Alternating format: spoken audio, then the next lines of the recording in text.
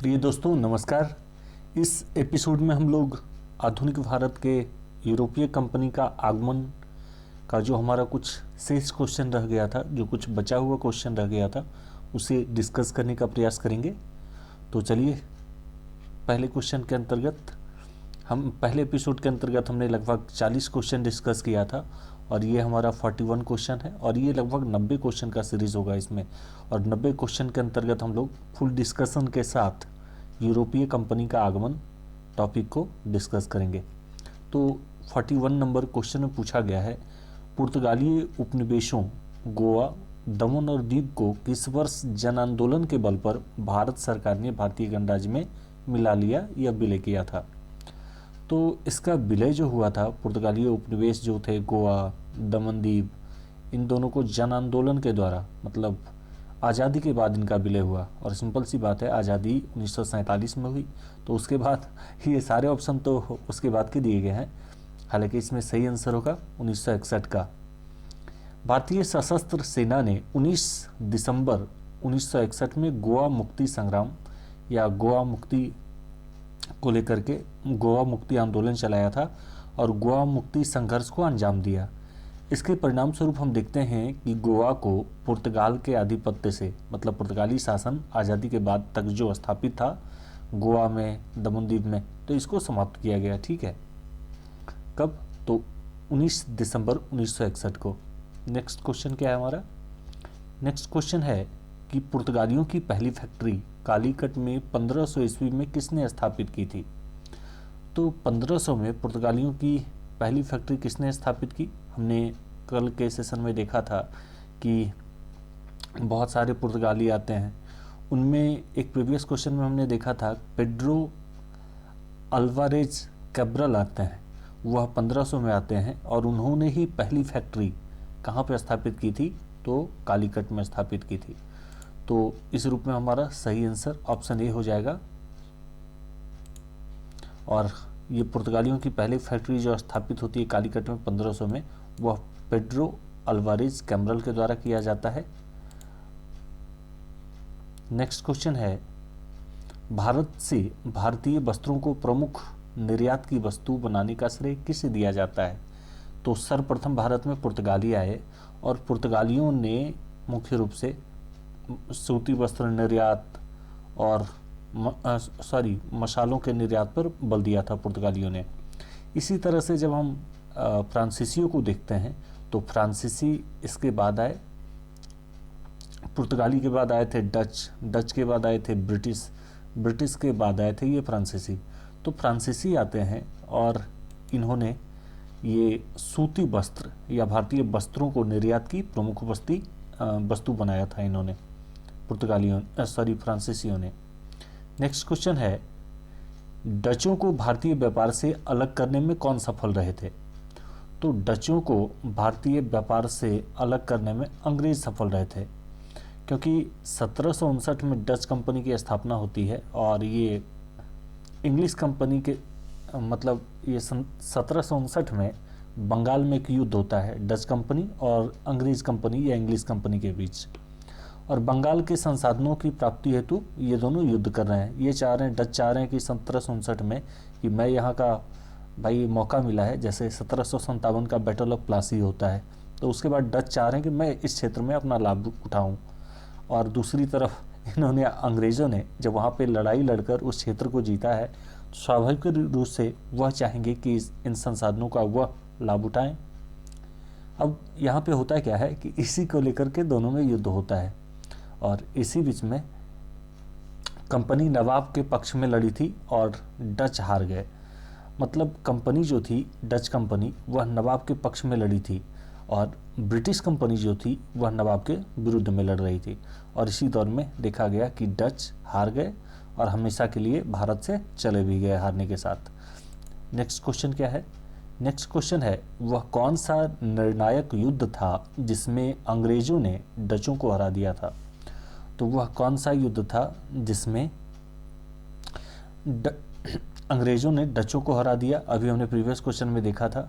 तो वह बेदारा का युद्ध था जो 1759 में बंगाल में लड़ा गया था। और बेदारा का युद्ध 1759 के द्वारा ही क्या हुआ कि डचों को अंग्रेजों ने हरा दिया था। ठीक है, नेक्स्ट क्वेश्चन है, डचों ने अपनी पहली फैक्ट्री 1605 में कहाँ स्थापित की थी? तो हमने कल देखा था प्रीवियस क्वेश्चन में कि डचों की पहली फैक्ट्री जो थी 1605 में, ये मसूलीपट्टनम में स्थापित की गई थी। 1605 में डचों ने आंध्र प्रदेश के मसूलीपट्टनम में अपनी पहली फैक्ट्री स्थापित की और बाद में उन्होंने भारत के अन्य भागों में भी अपने व्यापारिक केंद्र स्थापित किए। और निर्यात की सर्वप्रमुख वस्तु अगर देखा जाए तो कपास, अफीम, नील, रेशम और चावल इत्यादि प्रमुख वस्तुएं रही जिन्हें वह निर्यात करके यहाँ से ले जाते थे डच। और नेक्स्ट क्वेश्चन है, सिकरी और आगरा पहुंचने वाला अंग्रेजी व्यापारी कौन था? तो फतेहपुर सिकरी और आगरा जो पहुंचा था वह इनमें से कौन था? तो वह रॉल्फ फिंच था। रॉल्फ फिंच फतेहपुर सिकरी और आगरा पहुंचा और वह एक अंग्रेज व्यापारी था। उसने विभिन्न भागों का भ्रमण किया था, भारत के विभिन्न भागों का भी भ्रमण किया। और दूसरा देखा जाए तो हॉकिंस जाता है जहांगीर के दरबार में, और उसको हमने देखा था कल के क्वेश्चन आंसर सीरीज में कि उसको किस नाम से संबोधित करता है, तो इंग्लिश खान के नाम से संबोधित करता है जहांगीर उसे, और वह बातचीत करता है उससे किस भाषा में? तो फारसी में। इसी में खुश होकर के उसे मनसब भी देता है 400 रुपये का वगैरह वगैरह। तीसरा है जॉन मेल्डन हॉल। तो जॉन मेल्डन हॉल ने सर्वप्रथम अकबर से गुजरात में व्यापार का फरमान प्राप्त किया था। तो ऐसा क्वेश्चन पूछा जाए कि अकबर से सर्वप्रथम गुजरात में व्यापार करने का फरमान किसने प्राप्त किया था? तो ये जॉन मेल्डन हॉल ने किया था, अकबर से गुजरात में व्यापार करने का फरमान प्राप्त किया था। नेक्स्ट क्वेश्चन है, ब्रिटिश ईस्ट इंडिया कंपनी का गठन किया। तो ब्रिटिश ईस्ट इंडिया कंपनी जो थी वह एक मर्चेंट एडवेंचरस साहसिक व्यापारियों की एक टोली थी और उसे मर्चेंट एडवेंचरस के नाम से जाना जाता था। और लंदन के कुछ व्यापारियों की यह कंपनी थी, न कि सरकारी कंपनी थी। ठीक है, तो 1599 में लंदन में एक मर्चेंट एडवेंचरस नामक दल ने अंग्रेजी ईस्ट इंडिया कंपनी का गठन किया और governor and company of merchant of trading into the East Indies की स्थापना की। इसका नाम क्या था? तो governor and company of merchant of trading into the East Indies नाम रखा गया था। इस समय भारत का बादशाह कौन था? तो हमने देखा कि भारत का इस समय में बादशाह जो था अकबर था। नेक्स्ट क्वेश्चन है, 31 दिसंबर 1600 को किसने एक रॉयल चार्टर राजकीय अधिकार पत्र जारी कर ब्रिटिश ईस्ट इंडिया कंपनी को पूर्वी देशों के साथ व्यापार करने का एकमात्र या एकाधिकार प्रदान किया था? तो ये थी रानी एलिजाबेथ थी। 31 दिसंबर 1600 को रानी एलिजाबेथ ने एक रॉयल चार्टर राजकीय अधिकार पत्र या चार्टर के द्वारा चार्टर जारी किया और इससे क्या हुआ कि ये जो अंग्रेजी ईस्ट इंडिया कंपनी थी इसको पूर्वी देशों से व्यापार करने का अधिकार मिल गया। और यह व्यापार कैसा होता था? तो एकाधिकार, मतलब सिर्फ और सिर्फ वही कंपनी जिसको अधिकार पत्र मिल रहा है सिर्फ और सिर्फ वही व्यापार करेगी। दूसरा और कोई अगर आए वहाँ उस देश की यानी ब्रिटेन की तो वह व्यापार नहीं कर सकती, क्योंकि ब्रिटिश ईस्ट इंडिया कंपनी को व्यापार का अधिकार दे दिया गया है महारानी एलिजाबेथ द्वारा। नेक्स्ट क्वेश्चन है, ब्रिटिश ईस्ट इंडिया कंपनी का प्रथम गवर्नर कौन था? तो ब्रिटिश ईस्ट इंडिया कंपनी का प्रथम गवर्नर की बात की जाए तो टॉमस स्माइथ था। ईस्ट इंडिया कंपनी का पहला गवर्नर टॉमस स्मिथ था। ठीक है, नेक्स्ट क्वेश्चन है, ये तो यही करना पड़ेगा ना, not complete it, okay done. तो कैप्टन विलियम हॉकिंस किस जहाज से भारत पहुंचा था? कई परीक्षा में ये भी क्वेश्चन पूछे जाते हैं। तो किस जहाज से? तो हेक्टर नामक जहाज से पहुंचा था। हॉकिंस जो था वह किस जहाज से भारत पहुंचा था? तो हेक्टर जहाज से 1600 ईस्वी में हॉकिंस महारानी एलिजाबेथ से अधिकार पत्र प्राप्त करके मिलने आया था। ठीक है, और ये कहाँ पहुंचा था? तो सूरत पहुंचा था।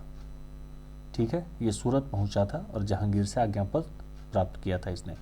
नेक्स्ट क्वेश्चन है, किस मुगल बादशाह ने 6 फरवरी 1613 को एक फरमान जारी करके अंग्रेजों को सूरत में एक अस्थायी कोठी खोलने की अनुमति दी थी?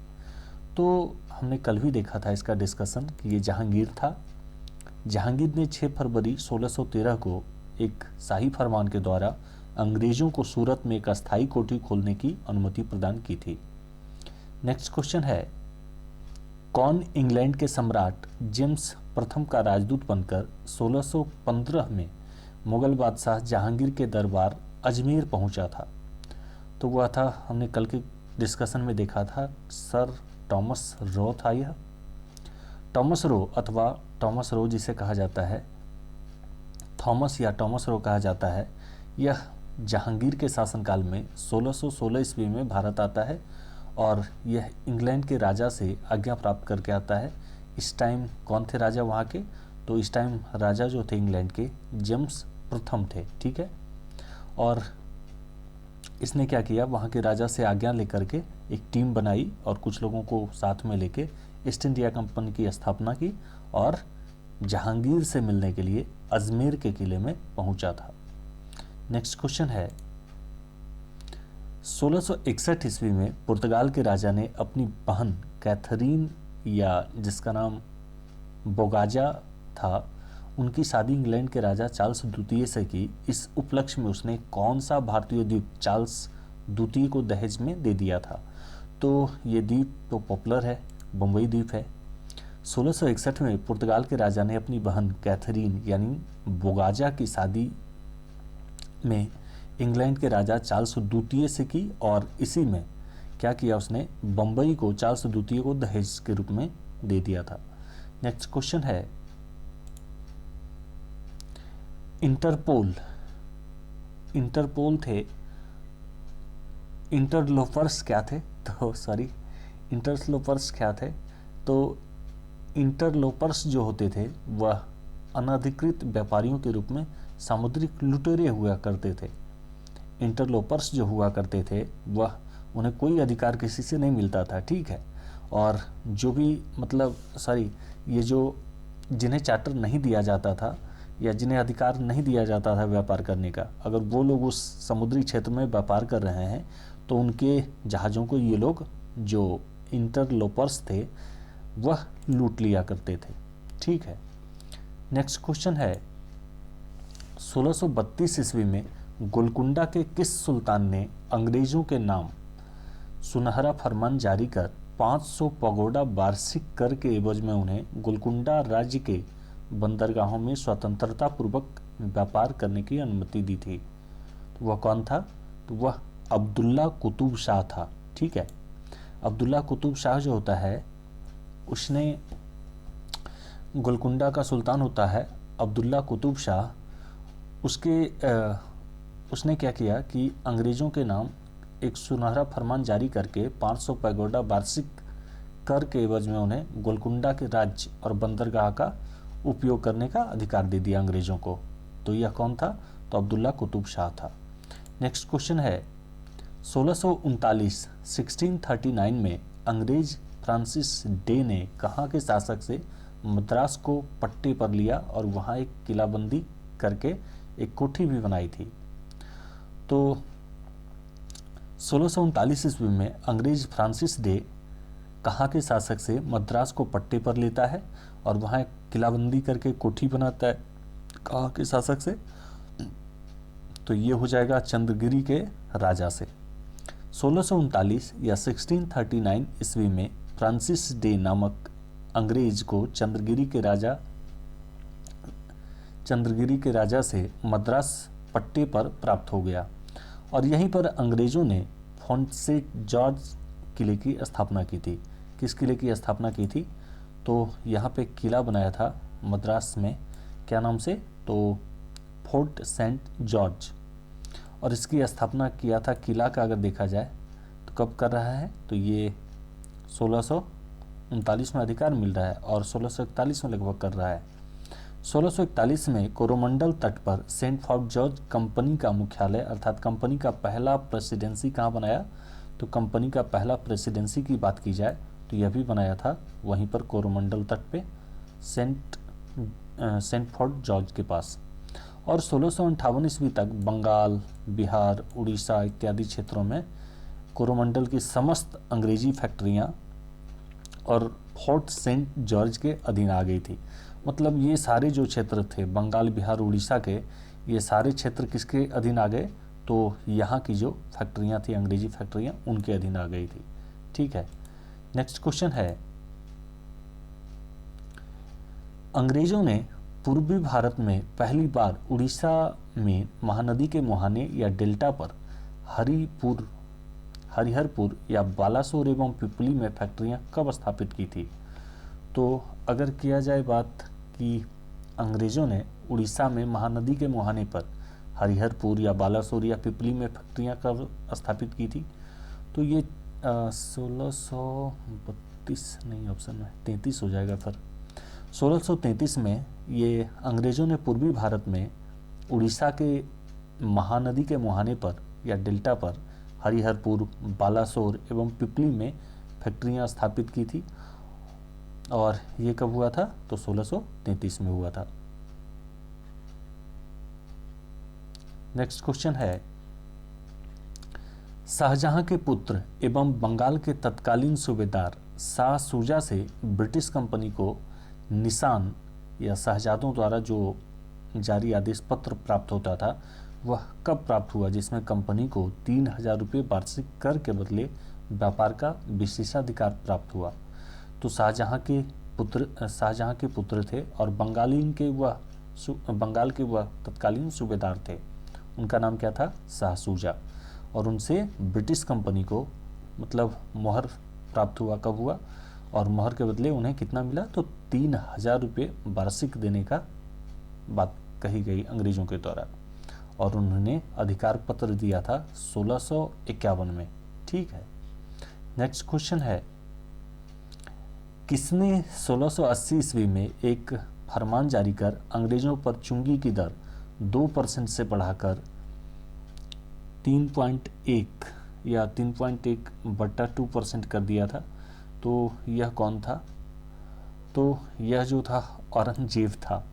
और औरंगजेब क्या करता है कि औरंगजेब शिवाजी के समकालीन है, तो औरंगजेब 1680 में एक फरमान जारी करके अंग्रेज़ों पर चुंगी की दर 2% से बढ़ाकर कितना कर दिया गया, तो ये कर दिया था 3.1%। ठीक है, नेक्स्ट क्वेश्चन है, किस बादशाह के आदेश पर मुगल सेना ने 1686 ईस्वी में हुगली पर आक्रमण कर अंग्रेजों को बाहर निकाला था। तो ये औरंगजेब था। औरंगजेब हमेशा उधर के क्षेत्रों में आक्रामक नीति अपनाया है, किसी भी कंपनी के बारे में, चाहे वह पुर्तगाली हो या अंग्रेजी कंपनी हो, सभी के बारे में। तो औरंगजेब जो था उसके आदेश पे मुगल सेना ने 1686 ईस्वी में हुगली पर आक्रमण कर अंग्रेजों को उधर से बाहर निकाल दिया था। और औरंगजेब के आदेश पे मुगल सेना ने 1686 ईस्वी में हुगली पर आक्रमण करके अंग्रेजों को वहां से बाहर निकाल दिया था। नेक्स्ट क्वेश्चन है, किस मुगल बादशाह ने अंग्रेजों से 1.5 लाख या 1.5 लाख रुपये मुआवजा के तौर पे वसूल किए थे। तो यहाँ पर भी औरंगजेब ही है। औरंगजेब क्या करता है कि अंग्रेज़ों से जुर्माना के तौर पे या मुआवजा के तौर पे झगड़ा किया, तो फिर मुआवजा के तौर पे 1.5 लाख रुपया जुर्माना वसूल किया था उससे। नेक्स्ट क्वेश्चन है, अंग्रेजों को सुल्तानाती, कलिकता एवं गोविंदपुर नामक 3 गांव की जमींदारी खरीदने की अनुमति देने वाला बंगाल का सूबेदार कौन था। तो यह था अजमुन शाह। अजमुन शाह जो था यह वहाँ का बंगाल का सूबेदार था और यह खास करके दिल्ली में ही रहता था, बंगाल में नहीं रहता था, और ये वहाँ जाता उता नहीं था। इस वजह से क्या किया इसने, सुल्तानाती, कलिकता और गोविंदपुर, ये तीनों क्षेत्र अभी तीनों को मिलाकर कलकत्ता बनाया गया है। तो उस टाइम ये छोटे छोटे प्लेस थे, तो इन तीनों को मिलाकर क्या किया, उसके गाँव की जमींदारी की अनुमति दे दिया था इसने अंग्रेज कंपनी को। ठीक है, कौन था? यह अजमुन शान था। नेक्स्ट क्वेश्चन है, अंग्रेजों ने सुल्तानाती, कलिकता एवं गोविंदपुर की जमींदारी कितने में खरीदी थी? तो अमाउंट की बात की जा रही है कि कितने में खरीदा, तो ये पैसा जो था वह 1200 था, यानी 1200 रुपये में खरीद लिया था उसकी जमींदारी को। ठीक है, नेक्स्ट क्वेश्चन है, भारत में ब्रिटिश उपनिवेशवाद के दौरान नए शहरों का प्रादुर्भाव हुआ। कलकत्ता जो अब कोलकाता है उन पर प्रथम शहरों में से एक था। निम्नलिखित में कौन से गांव को मिलाकर कलकत्ता शहर बना था? तो हमने प्रीवियस क्वेश्चन में से डिस्कस किया कि 3 गांव थे, सुल्तानाती, कलिकता और गोविंदपुर। ये तीनों हो जाएगा। ठीक है, इन तीनों को मिलाकर के 1200 में अजमुन शान से अधिकार लिया था किसने? तो ब्रिटिश कंपनी ने। ठीक है, नेक्स्ट क्वेश्चन है, 30 सितंबर 1716 को मुगल बादशाह फर्रुखसियर द्वारा ब्रिटिश कंपनी के नाम जारी फरमान के संबंध में क्या सही है?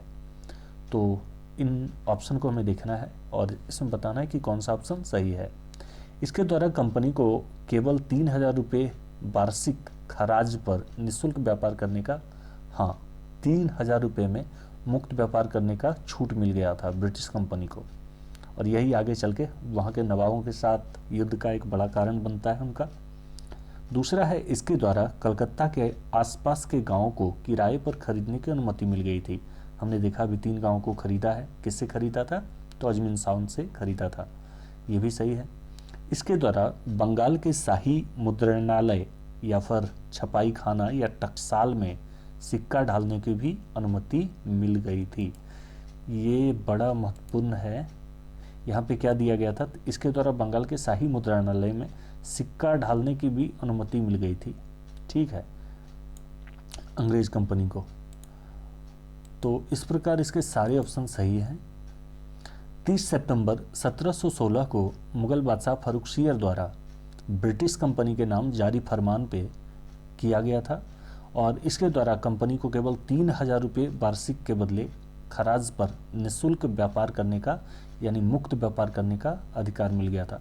मुक्त व्यापार का संदर्भ यहाँ पर ये है कि वह कुछ भी चाहे ले जा सकते हैं, ला सकते हैं, ब्रिटिश कंपनी सिर्फ, और कोई नहीं। इसके द्वारा कलकत्ता के आसपास के गाँवों को किराए पर खरीदने की अनुमति भी उन्हें मिल गई थी और इसके द्वारा बंगाल के शाही मुद्रणालय या फिर हम टकसाल कहते हैं या छपाई खाना कहते हैं, वहाँ पे सिक्का ढालने की अनुमति भी उनको मिल गई थी। नेक्स्ट क्वेश्चन है, किसके द्वारा जारी फरमान को अंग्रेज और ने बंगाल में ब्रिटिश व्यापार का मैग्ना कार्टा बनाया? तो किसके द्वारा? तो ये जो दिया गया था ये फर्रुखसियर का ही फरमान था। प्रथम फरमान के तहत 3000 रुपये वार्षिक भुगतान पर कंपनी को समस्त व्यापार में सीमा शुल्क से मुक्त कर दिया गया तथा कलकत्ता के 38 सीमावर्ती गांव यानी 38 सीमावर्ती गांवों को खरीदने का भी अधिकार दिया गया था।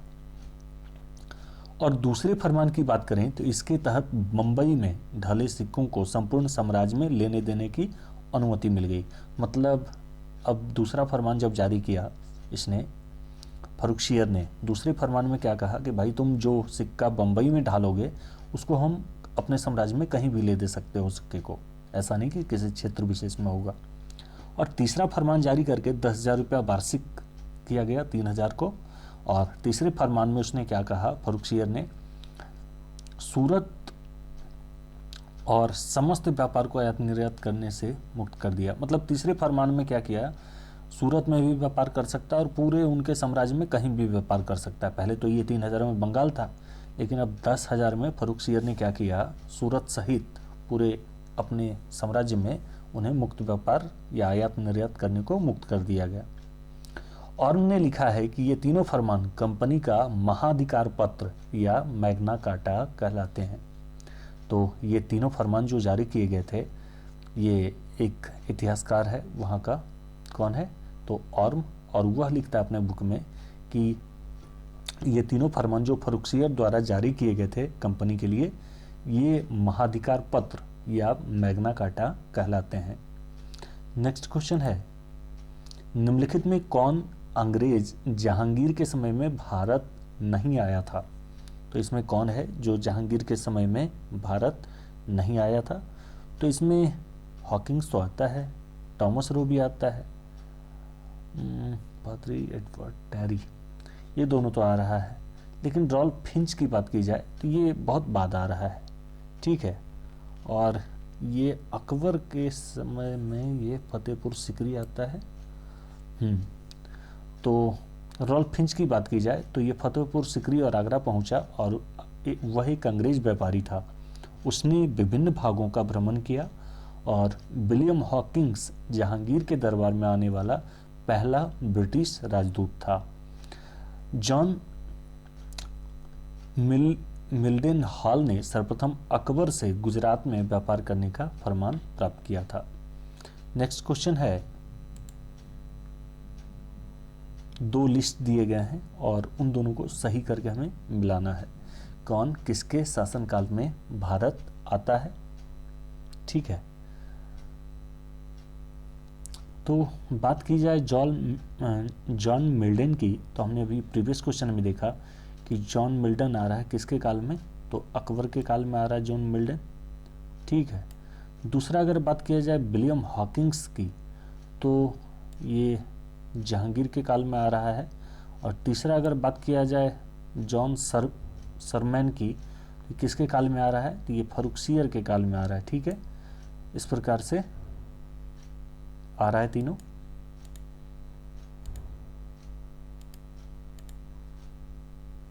तो जॉन मिल्डन हॉल आता है किसके शासनकाल में, अकबर के शासनकाल में। विलियम हॉकिंस जो आता है वह जहांगीर के शासनकाल में आता है। और जॉन सरमैन जो आता है वह फरुखसियर के शासनकाल में भारत आता है। नेक्स्ट क्वेश्चन है, बंगाल में अंग्रेजों की कंपनी के बारे में किसने कहा कि यह एक कुत्सित या नीच झगड़ालू लोगों और बेईमान व्यापारियों का एक कंपनी है? तो यह कहा था शाइस्ता खां ने कहा था। शाइस्ता खां ने कहा कि जो बंगाल में अंग्रेज कंपनी है वह एक कुत्सित मतलब कुटिल, बड़ा गंदा, नीच, झगड़ालू लोगों का और बेईमान व्यापारियों की एक कंपनी है। ये किसने कहा था? तो शाइस्ता खां ने कहा था। नेक्स्ट क्वेश्चन है, हमें यहाँ पे दो लिस्ट दिए गए हैं और इनमें हमें मिलान करना है। लिस्ट में बताया गया Fort William, Fort Geldria, Fort Gustavus, Fort Louis, और ये चारों का मिलान करना है कि इनका लोकेशन क्या है। तो फोर्ट विलियम जो था हमने जाना है कि ये कलकत्ता में स्थापित किया गया था। फोर्ट विलियम की स्थापना कहाँ हुई? तो फोर्ट विलियम की स्थापना जो हुई थी वह कलकत्ता में हुई। फोर्ट गैल्डिया की बात की जाए तो फोर्ट गैल्डिया जो थी वह पुलिकट के समीप स्थापित की गई थी, ठीक है। इसी प्रकार से देखा जाए फोर्ट गुस्तावुस, तो फोर्ट गुस्तावुस जो थी वह चिंसूरा में थी, फोर्ट गुस्तावुस। और आखिरी हमारा फोर्ट लुई, तो फोर्ट लुई जो था वह पांडिचेरी या पुडुचेरी में स्थापित किया गया था, ठीक है। नेक्स्ट क्वेश्चन है, अच्छा इसका एक्सप्लेन देखें तो इसमें बताया गया है कि फोर्ट विलियम कोलकाता में हुगली नदी के पूर्वी किनारे पे बसा एक किला है और यहीं पे फोर्ट विलियम बनाया था, ठीक है। और जिसे ब्रिटिश राज के दौरान बनवाया गया था, इसे इंग्लैंड के राजा विलियम तृतीय के नाम पे बनवाया गया था और इसीलिए इसका नाम क्या पड़ा? Fort William. फोर्ट गैल्डिया का निर्माण डच द्वारा किया गया था। उन्होंने 1610 में पुलिकट में कारखाने की स्थापना की, जो बाद में उनकी गतिविधियों का एक मुख्य केंद्र बन गया और इसे बाद में फोर्ट गैल्डिया के नाम से जाना गया। 1741 में डच ईस्ट इंडिया कंपनी और त्रावणकोर राज्य ने कोलाचेल की लड़ाई लड़ी, जिसमें डचों की हार हुई और वहां से डच प्रभाव कम होना शुरू हो गया। नेक्स्ट क्वेश्चन है, फ्रांसिस मार्टिन ने बीजापुर के सुल्तान सिकंदर आदिल शाह के अधीनस्थ बलिकोंडपुरम के मुस्लिम सूबेदार शेर खान लोदी से पुडुचेरी नामक एक छोटा गांव प्राप्त किया मार्टिन ने पुडुचेरी का विकास किसके रूप में किया था? तो यह विकास किया था पांडिचेरी के रूप में। इसका पहले नाम क्या था? पांडिचेरी था। फ्रांसिस मार्टिन ने बीजापुर के सुल्तान सिकंदर आदिल शाह के अधीनस्थ बेलीकोंडपुरम के मुस्लिम सूबेदार शेर खान लोदी से पुडुचेरी नामक एक छोटा गांव प्राप्त किया था। और मार्टिन ने पुडुचेरी का विकास किसके रूप में किया? तो पांडिचेरी के रूप में किया। पुडुचेरी से पांडिचेरी बना दिया। नेक्स्ट क्वेश्चन है, फ्रांसीसियों को चंद्रनगर बस्ती किसने भेंट की थी? तो फ्रांसीसियों को चंद्रनगर भेंट की थी शाइस्ता खां ने। 1673 ईस्वी में बंगाल के मुगल सूबेदार फ्रांसीसियों को चंद्रनगर बस्ती बनाने की अनुमति प्रदान की थी। तो ये मुगल सूबेदार कौन था? तो ये शाइस्ता खां था 1673 में बंगाल का। नेक्स्ट क्वेश्चन है, मुगल बादशाह ने किसे नवाब की पदवी प्रदान की थी? तो मुगल बादशाह जो था वह नवाब की पदवी देता है। ये फ्रांसीसी गवर्नर होता है डुप्ले को। डुप्ले का पूरा नाम अगर देखा जाए तो जोसेफ फ्रेंकवाय डुप्ले था। वह फ्रांसीसी ईस्ट इंडिया कंपनी की व्यापारिक सेवा में भारत आया और बाद में लगभग 1731 ईस्वी में चंद्रनगर का गवर्नर बन गया था। 1741 में वह पांडिचेरी का गवर्नर जनरल बनकर गया और 1754 ईस्वी तक वह इस पद पर रहा, जहां से वह वापस बुला लिया गया। वह योद्धा न होते हुए भी एक कुशल राजनीतिज्ञ और एक राजनेता रहा। भारतीय इतिहास में हुए कर्नाटक युद्धों में डुप्ले ने महत्वपूर्ण भूमिका निभाई थी। इन युद्धों के माध्यम से डुप्ले ने अपनी एक अमिट छाप भारतीय इतिहास में छोड़ी है। नेक्स्ट क्वेश्चन है, डुप्ले के संबंध में कौन से कथन सही हैं? तो वह पहला व्यक्ति था जिसने भारत में यूरोपीय साम्राज्य उपनिवेश की नींव रखी थी। ये बिल्कुल सही है। उसने पहली बार यूरोपीय सेना का भारतीय राजदरबार में भारतीय खर्च पर नियुक्त करवाया था। ये भी सही है क्योंकि फ्रांसीसी अधिकारी डुप्ले ही था जिसके बेस पे अंग्रेजी कंपनी ने बाद में सहायक संधि प्रणाली लागू की थी कि एक ब्रिटिश रेजिडेंट रखेंगे, अपना सेना रखेंगे, तुम्हें सहायता करेंगे ज़रूरत पड़ेगी तो, और वगैरह वगैरह प्रावधान थे उसके। तो ये भी सही है। उसने पहली बार वे हथकंडे के प्रयोग किए जो भारत को जीतने के लिए अंग्रेज़ों के मार्गदर्शक बने थे। ये भी सही है। अंग्रेज़ों से उसने जीत ही लिया और इसी वजह से उसे मतलब बुला लिया गया था। तो इस प्रकार हम देखते हैं सारे ऑप्शन सही हैं यहाँ पर। डुप्ले का पूरा नाम ये प्रीवियस क्वेश्चन का ही एक्सप्लेन है, हालांकि इसे देख लेते हैं। डुप्ले का पूरा नाम जोसेफ फ्रेंकवाव डुप्ले था। वह फ्रांसीसी ईस्ट इंडिया कंपनी की व्यापारिक सेवा में भारत आया और बाद में 1731 ईस्वी में चंद्रनगर का गवर्नर बन गया था। 1741 में वह पांडिचेरी का गवर्नर जनरल बनाया गया और 1754 ईस्वी तक इस पद पर रहा। यहाँ से वह वापस बुला लिया गया और वह योद्धा न होते हुए भी एक कुशल राजनीतिज्ञ और राजनेता था। भारतीय इतिहास में हुए कर्नाटक युद्धों में डुप्ले ने महत्वपूर्ण भूमिका निभाई थी। इन युद्धों के माध्यम से डुप्ले की एक अमिट छाप भारतीय इतिहास में छोड़ी गई है या छोड़ा है उसने। नेक्स्ट क्वेश्चन है, पांडिचेरी के गवर्नर जनरल बनने के पूर्व डुप्ले कहाँ का गवर्नर नियुक्त किया गया था? तो पांडिचेरी के पहले वह चंद्रनगर का गवर्नर था, हमने प्रीवियस क्वेश्चन में भी देखा। नेक्स्ट क्वेश्चन है, डुप्ले के बाद पांडिचेरी का गवर्नर कौन बना? तो डुप्ले के बाद गोडह्यू आता है, गोडह्यू बनता है वहाँ का गवर्नर बनता है। कहाँ का? पांडिचेरी का। डुप्ले के बाद पांडिचेरी का गवर्नर जनरल गोडेहू बना है। नेक्स्ट क्वेश्चन है, पांडिचेरी के पतन का क्या कारण था? तो पांडिचेरी के पतन का अगर कारण देखा जाए तो अंग्रेज़ों की नौसैनिक श्रेष्ठता एवं भारत और भारत के बाहर भी अंग्रेज़ों के व्यापारिक प्रतिद्वंदता। हाँ बिल्कुल सही है, क्योंकि वह नौसैनिक क्षमता से कुशल थे। इसके अलावा भारत के अलावे और भी जगहों में उन्होंने अपना प्रभुत्व स्थापित किया था। आर्थिक रूप से भी सबल थे और शासन प्रशासन के मामले में उनके पास कुशल सेना नायक भी बन बैठे थे। दूसरा एक फ्रांसीसी सरकार के समर्थन का अभाव था। ये भी सही है, क्योंकि फ्रांसीसी कंपनी जो थी वह एक सरकारी कंपनी थी, जबकि ब्रिटिश कंपनी थी वह निजी कंपनी थी। इस वजह से उन्हें निर्णय में काफ़ी आसानी होती थी, वह सभी लोग स्वयं निर्णय ले पाते थे, लेकिन फ्रांसीसी कंपनी कोई भी निर्णय के लिए सरकार पर निर्भर होना पड़ता था इन्हें। तीसरा है फ्रांसीसी कंपनी का दुर्बल संगठन का होना। हाँ बिल्कुल, इनके संगठन में भी काफ़ी दुर्बलता देखी गई है। तो उपरोक्त सारे कारण रहे हैं फ्रांसीसियों के पतन के। नेक्स्ट क्वेश्चन है, निम्नलिखित में कौन सा युद्ध निर्णायक युद्ध था जिसमें फ्रांसीसी हार गए और अंग्रेजों की सर्वोच्चता स्थापित हो गई थी? तो वह कौन सा युद्ध था जिसमें क्या हुआ कि फ्रांसीसी हार गए और अंग्रेजों की सर्वोच्चता स्थापित हो गई? यह थी बांडीवास की लड़ाई या बांडीवास का युद्ध, जो 1760 में हुआ था। 22 जनवरी 1760 ईस्वी को बांडीवास के युद्ध में आयरकुट के नेतृत्व में अंग्रेजी सेना, आयरकुट वहाँ का नेतृत्व कर रहा था अंग्रेजी सेना का, और उसके सेना नायक के मतलब आयरकुट के नेतृत्व में अंग्रेजी सेना थी और लाली के नेतृत्व में फ्रांसीसी सेना थी। और लाली वाले सेना यानी फ्रांसीसी सेना को यहीं पे आयरकुट ने पराजित कर दिया था और परिणाम ये हुआ कि 16 जनवरी 1761 ईस्वी को पांडिचेरी पर अंग्रेजों का अधिकार हो गया।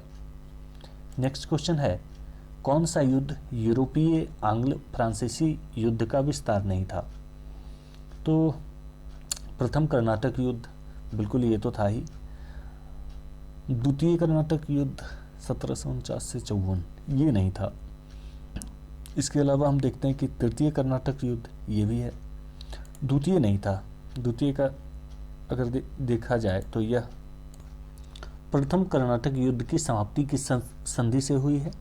तो प्रथम कर्नाटक युद्ध की समाप्ति एक्स-ला-सापेल की संधि से हुई। कर्नाटक का प्रथम युद्ध 1746 से 48 यानी 1746 से 48 तक लड़ी गई, और यह इसका कारण जो बना था प्रथम कर्नाटक युद्ध का, यह कारण था ऑस्ट्रिया के उत्तराधिकार का युद्ध। और यही वजह था कि 1740 में वहाँ पे चल रहा था ऑस्ट्रिया का उत्तराधिकार के लिए फ्रांसीसी अंग्रेज में झगड़ा चल रहा था, और उसी का विस्तार देखा गया कि भारत में जो दो कंपनियां थी, फ्रांसीसी और अंग्रेजी कंपनियां, ये दोनों भी यहाँ पे लड़ पड़े। और इनका कैप्टन जो नेतृत्व में था वह कौन था? तो फ्रांसीसी जलपोत, अच्छा यहाँ पे जो थे इनके सेनानायक या कैप्टन, तो कैप्टन के नेतृत्व में क्या की गई कि अंग्रेजी सेना ने कुछ फ्रांसीसी जलपोत को पकड़ लिया। मतलब अंग्रेज तो एकदम पूरा मजबूत बन के आए थे, और यहाँ पे इन्होंने किया क्या कि फ्रांसीसी कुछ जहाज़ों को पकड़ लिया, और यही वजह बना कि युद्ध का ये तत्कालिक कारण बन गया। इसके परिणाम स्वरूप मॉरिशस के फ्रांसीसी गवर्नर ला ब्रूडे ने मद्रास पर अधिकार कर लिया। उधर से एक मॉरिशस में फ्रांसीसी गवर्नर रहता है जिसका नाम रहता है ला ब्रूडे। ये मद्रास पर आता है और अधिकार कर लेता है कि तुमने मेरे जहाज़ हड़प लिए, मैं तुम्हारे लोग मद्रास ले लेता हूँ। उसके बाद यही वजह बना कि अब कर्नाटक का युद्ध हो गया।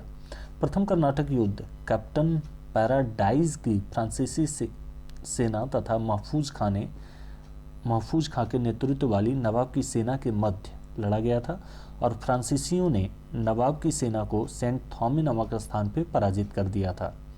कहाँ पे पराजित किया था? फ्रांसीसियों ने नवाब की सेना को सेंट थॉमे नामक स्थान पर पराजित कर दिया गया था, और नवाब कौन था? महफूज खां था। ठीक है।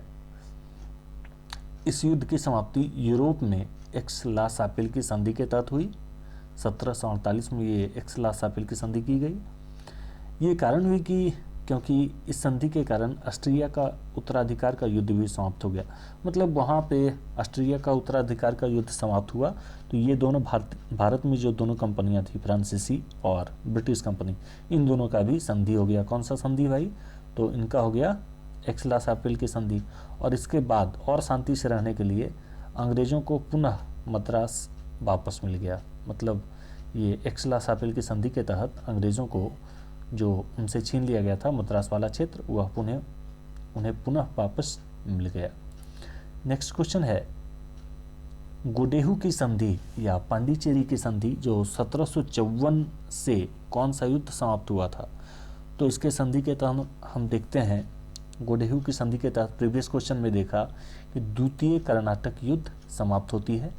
गोडेहू की संधि या पंडिचेरी की संधि के तहत जो 1754 में हुआ था, उससे कर्नाटक का दूसरा युद्ध समाप्त हुआ था।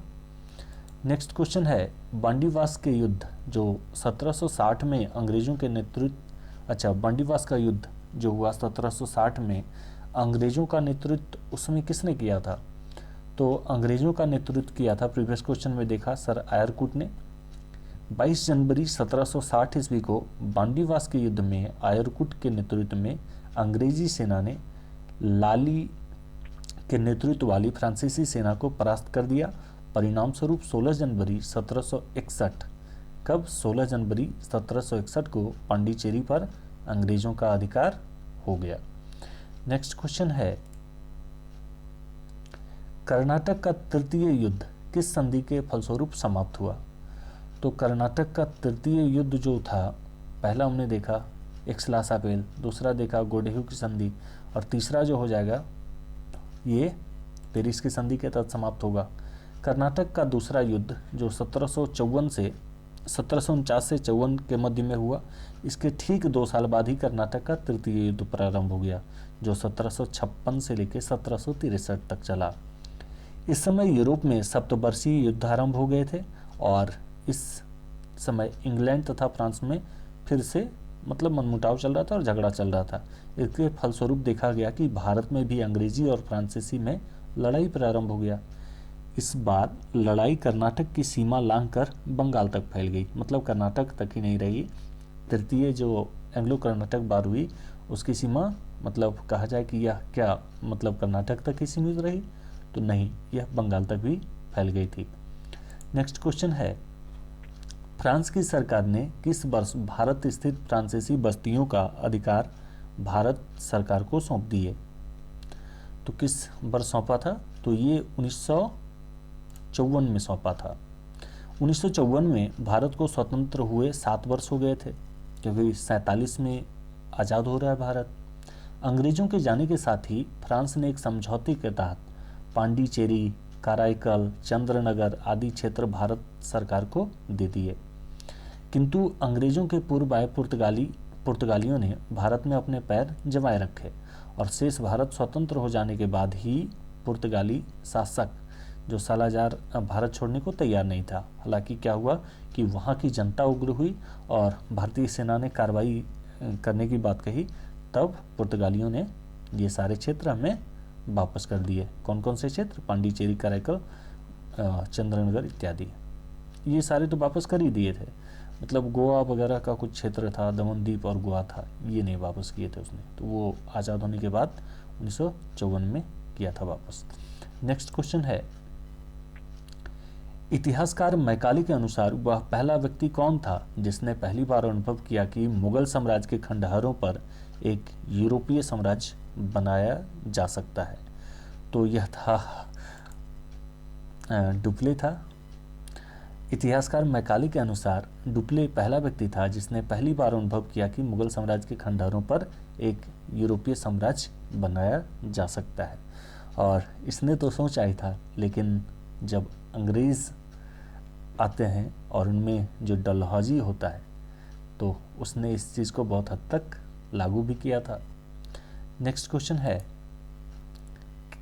निम्न यूरोपीय शक्तियों ने भारतीय व्यापार में समय समय पर कब कब प्रवेश किया था? उसका क्रम हमें बताना है। तो सबसे पहले कौन आए थे भारत में? तो सबसे पहले पुर्तगाली आए थे, ठीक है। दूसरा आया कौन? तो दूसरा आता है डच। तीसरा कौन आता है? तो तीसरा आता है अंग्रेज़। चौथा कौन आता है? चौथा आता है फ्रांसीसी।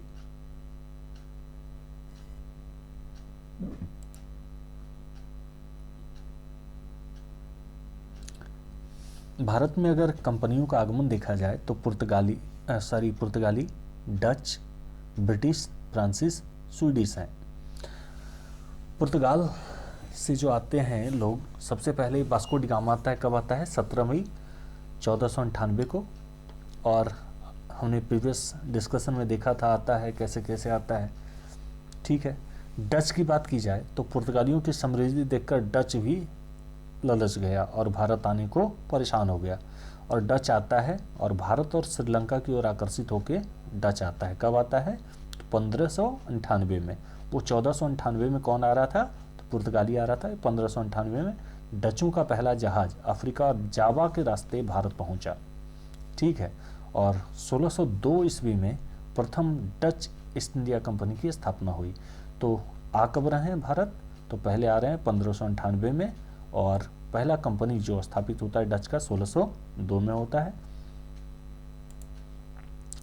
तो सर्वप्रथम अगर डच की बात की जाए, ठीक है, तो पुर्तगाली को देखा डचों ने तो इनसे भी रहा नहीं गया, इनके मन में भी सांप लूट गया। तो डच कब आ रहे हैं भाई? तो सर्वप्रथम आ रहे हैं भारत में 1598 में, लेकिन अगर कंपनी का एस्टेब्लिशमेंट देखा जाए तो 1602 में हो रहा है। और इस समय तक अंग्रेज और फ्रांसीसी लोग भी भारत में पहुंच चुके थे, पर नाविक की दृष्टि से डच इनसे वरीय थे। मतलब इनके पास नाविक वगैरह बहुत ज़्यादा होता था।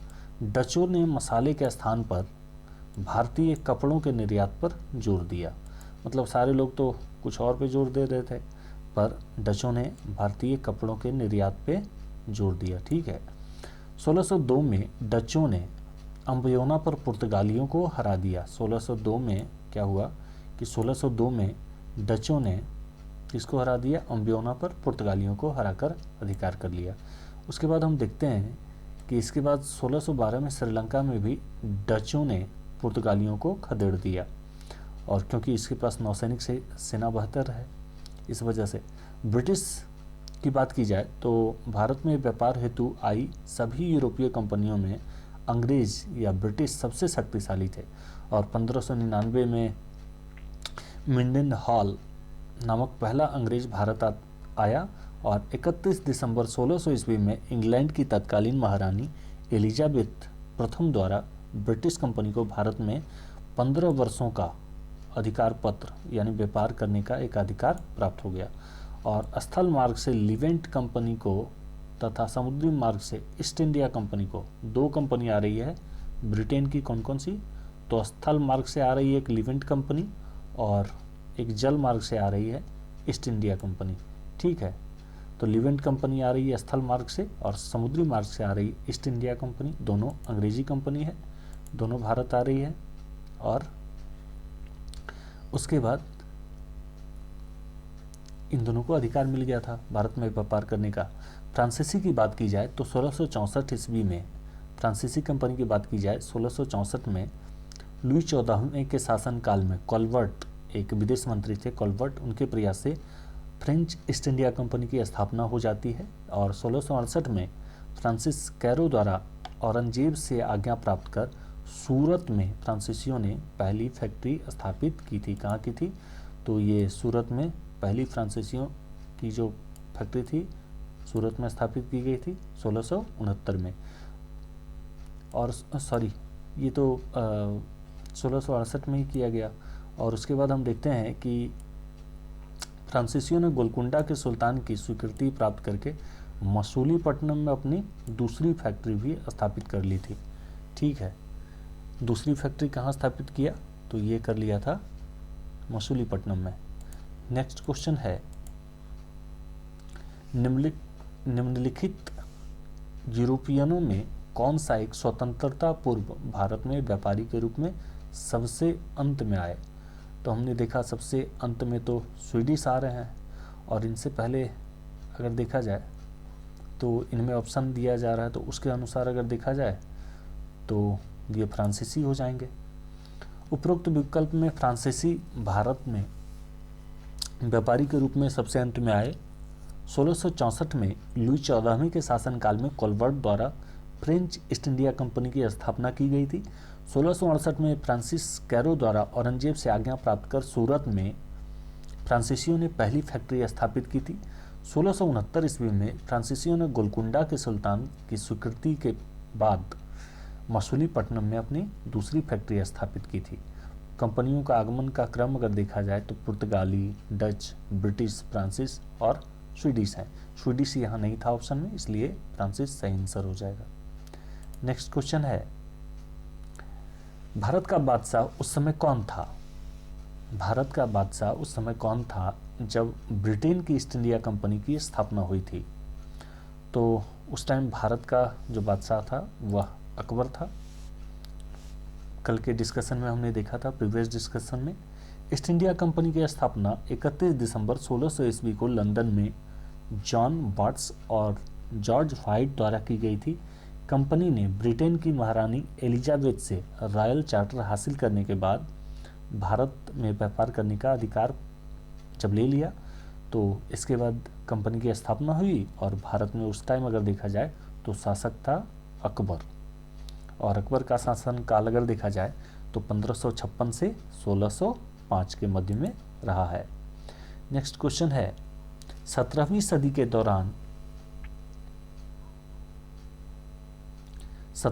के दौरान दक्षिण भारत में यूरोपीय व्यापारिक कंपनियों की सफलता के लिए निम्नलिखित में कौन सा या कौन से कारण थे? तो अगर कौन से कारण थे, पहला बताया गया दक्षिण में मुगल उतनी तादाद में नहीं थे जितने उत्तर में। ये तो बिल्कुल सही है, क्योंकि सुदूर पड़ रहा था। यही वजह थी कि औरंगजेब के शासनकाल में भी सुदूर क्षेत्रों में छिटपुट विद्रोह हुआ करते थे। दूसरा है विजयनगर राज्य 16वीं सदी के अंत तक उखाड़ फेंका गया था। ये भी सही है।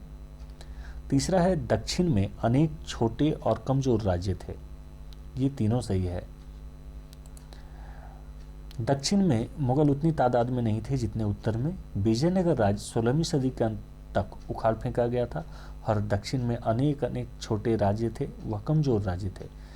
इस प्रकार ये हमारा एपिसोड यहाँ पे कंप्लीट होता है और हमने यूरोपीय कंपनी के आगमन टॉपिक के अंतर्गत लगभग 90 क्वेश्चन किया और इस हमने 2 एपिसोड में कंप्लीट किया, जो लगभग 45 मिनट का एपिसोड हुआ।